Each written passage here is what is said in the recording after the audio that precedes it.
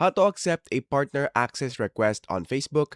So that is what I'm going to show you guys in this super quick and easy tutorial. So let's get into it. So the first thing that we need to do right here is to, of course, open our Facebook right here and make sure that you are on the Meta, which is business.facebook.com. After that, once you're here, make sure that you are logged in into your account, which is right here. So this is my account right here. So make sure that you are there. Now, once you're here, you will be redirected into this page first. Now, the next thing that we need to do is to go here on the settings, which is right here.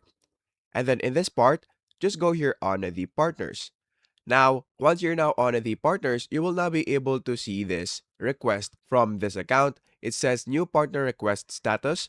So we have already received it.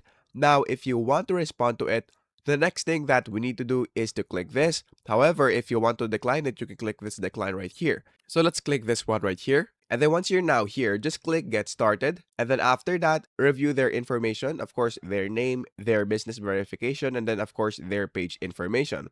After that, just click next.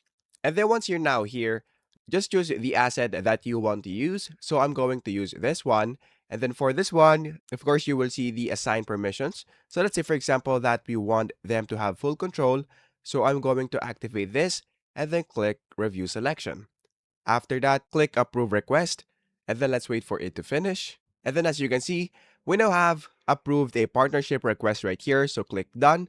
And then if we look again on the partners, we now have this one right here. So that is basically it. That is how easy it is. That is how to accept a partner's access request on Facebook.